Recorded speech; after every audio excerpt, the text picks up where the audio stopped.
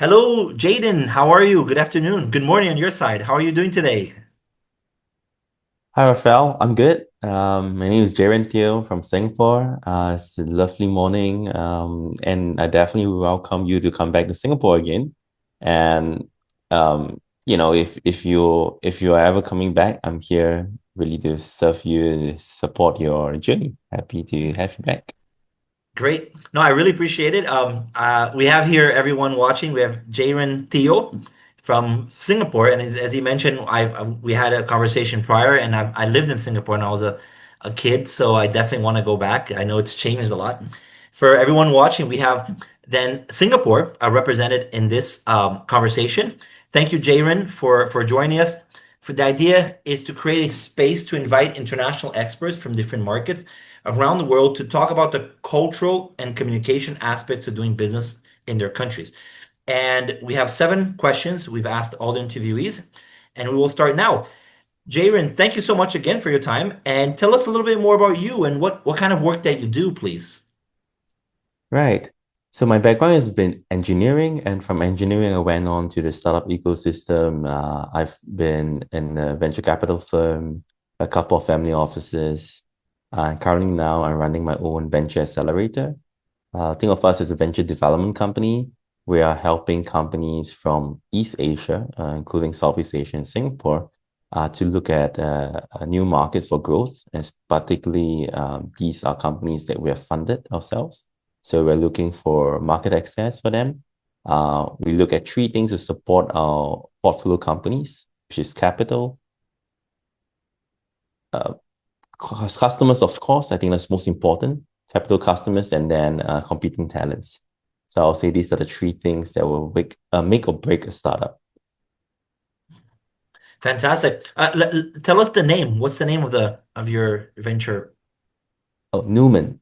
So Newman, mainly because now our global headquarters has been in Dubai. Uh, Singapore has been operating company.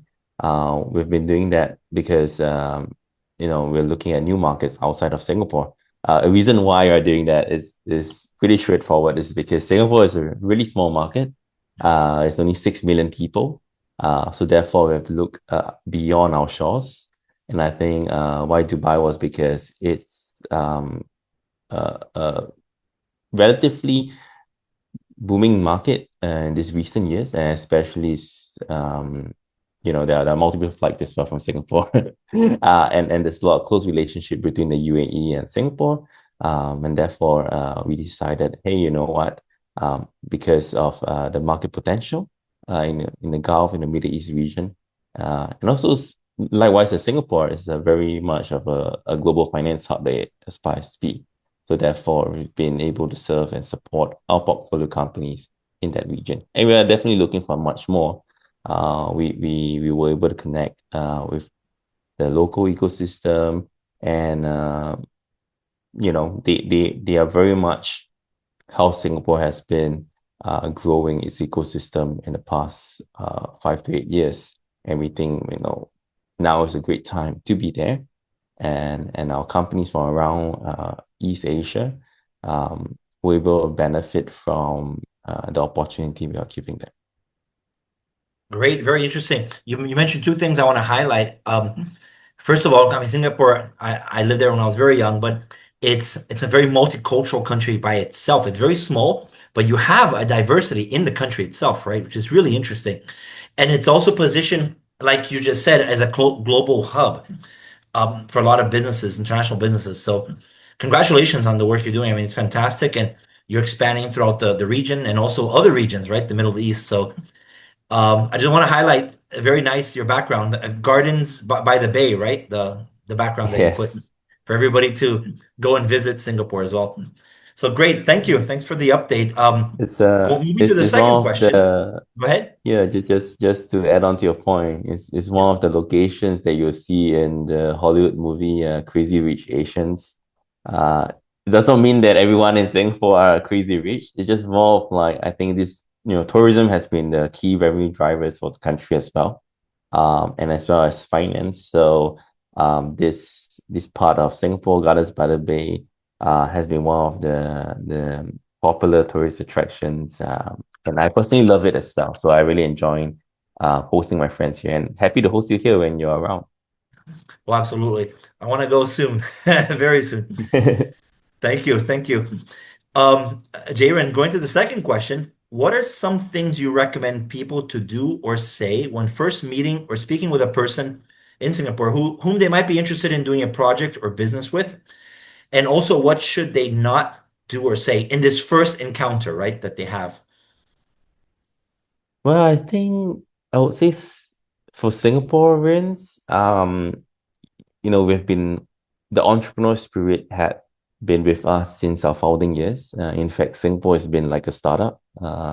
It's a capitalistic, democracy, and we started with ground zero, nothing. So we used to be a British colony. Then we were part of Malaya, Malaysia, right? So and then we gained our independence in 1965.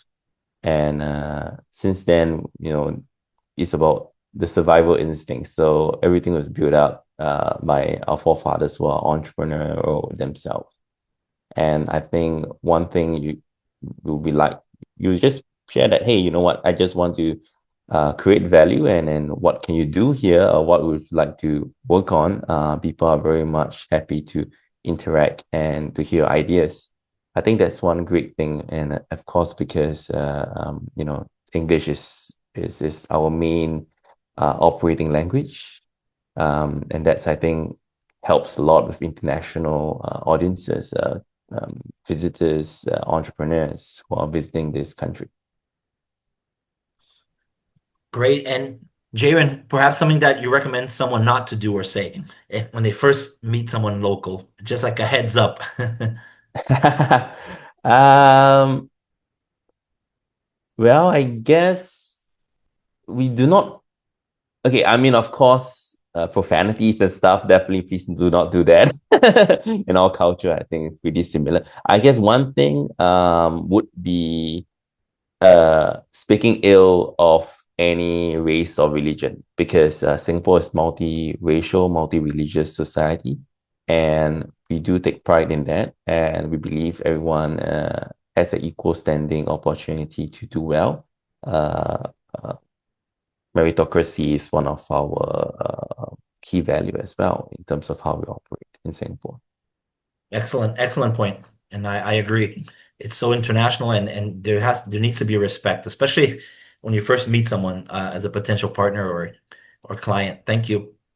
Moving to the third question, we recognize that it's important to have a deeper cultural understanding of a local place when doing business there. What cultural aspects might be considered when doing business in Singapore? I think um, in Singapore and also in many Asian countries, one important thing will be relationships. So I would say start off with building a genuine connection, relationship from there, and I think when trust, of course, respect, and then trust will be built, and over time, yeah, many things is possible. Wonders could be done with the relationship that you have gotten, the trust that you have received, and now, we can do a lot more things together, right? Um, think of which as like a dating process, right? You get some time to know the other party. Likewise, I guess in business, or even in many Asian cultures, because it's the values that you uphold, who you are, and what you do, etc. Comes after.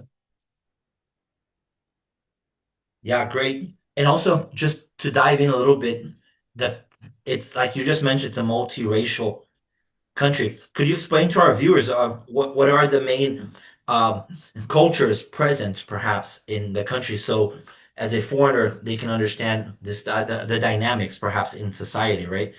Um, Right.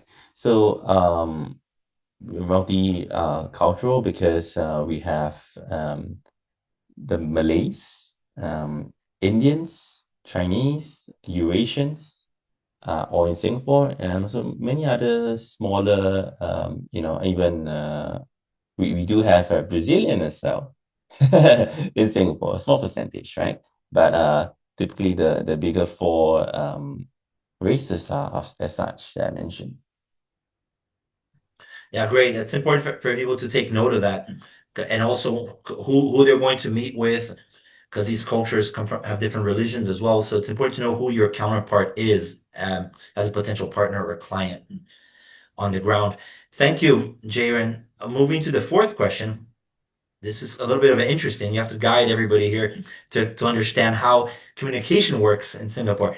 If someone does not speak Singlish, and maybe you can explain to everyone what Singlish is, what do you suggest a foreigner do to be able to communicate with someone successfully and to be able to do business? How do they communicate with the locals? All right. So as I said earlier on, English has been operating language, but actually our official language in terms of uh, Singapore and its constitution is actually Bahasa Melayu, because Bahasa Melayu was also give respect and that we were part of Malaya, and therefore the official language in our constitution has been that. But operating language is the English. We're all taught English from young, and we do have our second language depending on ethnicity. So, like for myself, I do speak English, and my second language is Mandarin, Chinese, right, my mother tongue. And my other friends are like Bahasa Melayu because they're Malay ethnicity, and then Tamil, right? So I think one thing that you mentioned and really Singlish is like a mix of all because Singlish also has all our different um, uh, cultural aspect in terms of language. We have our different dialect groups, etc. So I'll say you don't necessarily need Singlish to operate or do business in Singapore. You can use English, but Singlish just touches the hearts of Singaporeans because you kind of want to do your best to localize. There are it's a form of expression in Singlish, right? So you could say things like can you do this or can you not do this? In Singlish, we just shorten it to like can not, right? Can and then not in the question mark. So you kind of shorten everything.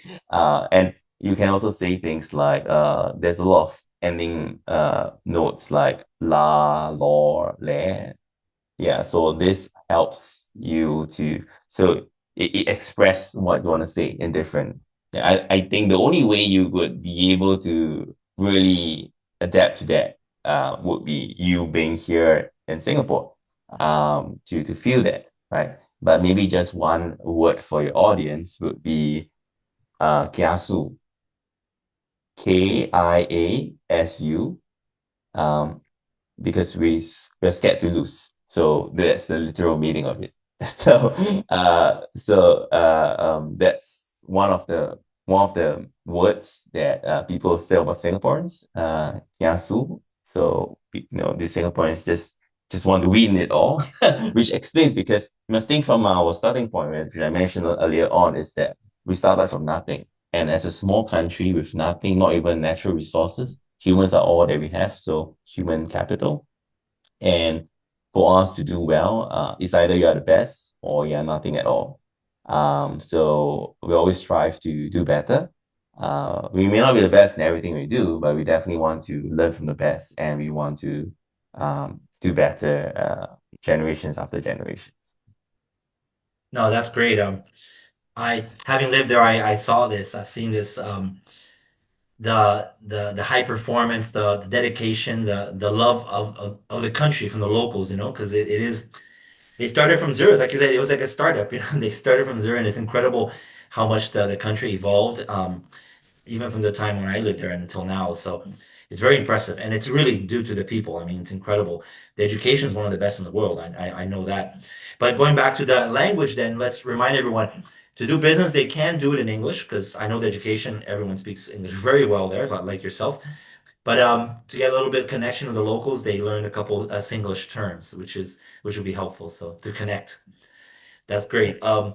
Moving to the fifth question, a little bit more on communications.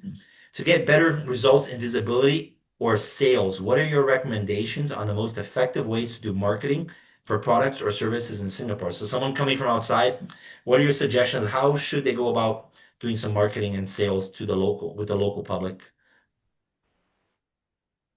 Well, of course, given Singapore was a British colony and we have very much kept a lot of our heritage as well, and with multiculturalism, the background of the relationship. Of course, one way, as I mentioned, it's a lot better if there's someone who you know locally or someone with sort of influence, and that relationships help to build like a testament, right? So a testimonial from that person or connection from that person will be a lot more beneficial than your own cold outreach. Uh, Second, I think more importantly is look at um, you know, case studies. Yeah, because how we have been able to, I mean, depend on a B2B or B2C kind of customers, right, that you're looking at. But assuming corporates, because I'm not sure if you know, or maybe good for viewers to know, is that Singapore has been the Asia Pacific headquarters for many large corporations around the world. So, Meta, Amazon, so on and so forth, or Microsoft have the Asia Pacific headquarters in Singapore. And therefore, a lot of B2B customers are here. I think that they kind of case studies of what products, software, SaaS, whichever that you're using that helps them to understand, hey, exactly how they will be apply on that. Of course, if you're B2C, I think testimonials from past customers will be very helpful. And I think more importantly is to be honest and transparent. Those are the values of Singapore. If you can see why people enjoy doing business in Singapore, and it's always the leading top five countries to do business in, is also because we're very transparent, right? And everything about the laws, legal, we follow Commonwealth law. So the English law, right? So it's essentially that's very transparent. And in terms of honesty, I think that's where you start to build trust and the relationship, right? So I think that's all back to values again. No, very good point, Jayden. Just to top it off as well, very quickly, what kind of social media platforms do you use these kind of platforms in the business world? Which ones are most used in Singapore, for example? As a foreign company, should they invest in social media as well for marketing? Yeah, so I think if you are doing a B2B, LinkedIn will off quite well, right? And LinkedIn is a great platform for you to reach out to uh, prospects, leads from Singapore. And we also use actually all platforms, so Facebook, Instagram, TikTok. But I'll say if you're looking at B2C, uh, TikTok has been good for conversions. Uh, and I think you know like the CEO of TikTok is also Singaporean, and yeah, they got us here in Singapore, and yeah, we've a lot of benefits we see from TikTok, not just locally but also globally in terms of different countries that some of the companies would reach out to for B2C customers. Fantastic. Great tips. Thank you. Moving to the sixth question, really focused on what you're talking about, trust and empathy. If a business partner in Singapore wants to get to know you better, invites you to a coffee place, a tea place, even a virtual happy hour, what are the kind of topics that people in Singapore like to talk about that's not related to business? So it's really to build that connection, trust, like you were saying. Definitely about food. I think that's the connection. That's, you know, great food. We love to learn about more uh, delicacies around the world. I think that's also because Singaporeans are pretty well traveled, given the advantage of our world's strongest passport. So sometimes we're like, hey, you know what? Should we go to this country, that country? My only regret is not being able to go to Brazil last year during the G20. I actually had opportunity to, but I had something that came up with my family, so then I had to stay on. So that's something. So food is definitely a good way to connect. Singapore, you definitely want to try the chicken rice, chili crab, laksa. There's a couple of these local delicacies here. We have halal and non-halal options as well. So, definitely, and anyone around the world would be able to try the food. Great. No, I remember some of these foods when I lived there. What and other than food, what are the things that people are interested would be into talking about? Um, I'll say travel, which is really related. I think travel, so as I mentioned, maybe your own travel experiences, things that could be done in your country. I think we always like to connect with friends from other countries to learn from their experience. And I think that's one of the way that we could also um, plan our own itinerary, right? Like, hey, if I were to go to Brazil, maybe not for G20, but now for a leisure trip, definitely I will hit up Rafael and say, hey, I want to head to Brazil. Like, what could I do there? Apart from knowing that Brazil speak Portuguese and like, what else can I do, right? Yeah, yeah. No, travel is fun. Yeah, and like you said, I've met Singaporeans in a lot of places around the world. So you guys are very well traveled, and you're welcome to Brazil anytime, of course. Looking Perfect. Thanks, forward. Jayren. Coming to the last question, actually, what one word or one phrase everyone should learn to say in Singlish, let's say, and why? Something very local that can connect to someone immediately. What do you suggest? One word or one phrase? I think it's best to say la. Apart, I mean, I mentioned kiasu earlier on. You can use that, or if not, you can say the word la in your ending, like um, okay lah, and that's good. Yeah. So like, okay lah, like shall we go for drinks tonight? You say okay lah. That's easy, right? So you don't have to think too much on how or when to use it. You can pretty much use it in all aspects. It just express yourself like I'm on for it. So you say la in every word. Say, I want to go watch a movie, Yeah. la. Let's go watch a movie, la. Is that what you mean? Yes, that's right. Yes, Ah, that's right. Watch a interesting. movie Well, that's lah. simple that's easy to remember. Exactly, exactly. Oh, that's great. That's great. I'm gonna write all this down. I'm gonna write the other word you mentioned as well in the article. And Kiasu. Yes. kaisu. I'm gonna put Yes. that as K well. K Um, I A S U. and that means again, just for everybody to who's watching, what does that mean again? Uh, Fear of losing. We don't want to lose. Feel okay, perfect. Yeah, this is fantastic. Thanks, Jaren. Really, this was very insightful. Thank you again for taking part of this project.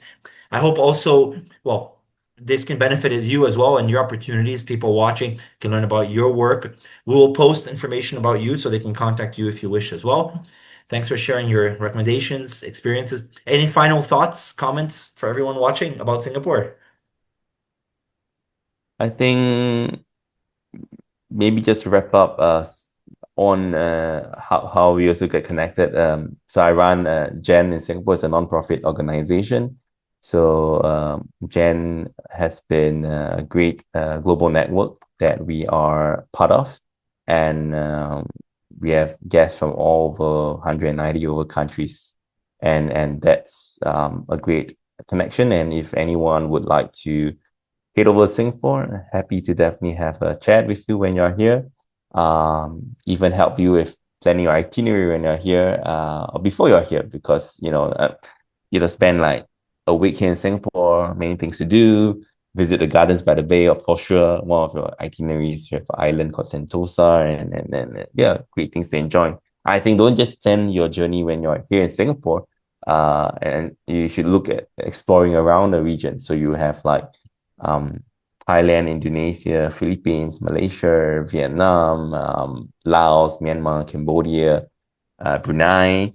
So, that's many of these ASEAN countries, Southeast Asian nations that are pretty much within 3.5 hours away and with flight, and there's multiple flights in a day, entire week you can travel. You spend a month in Southeast Asia, that's pretty much, I think, a lot worth your time, especially you're traveling from the other side of the world to Singapore.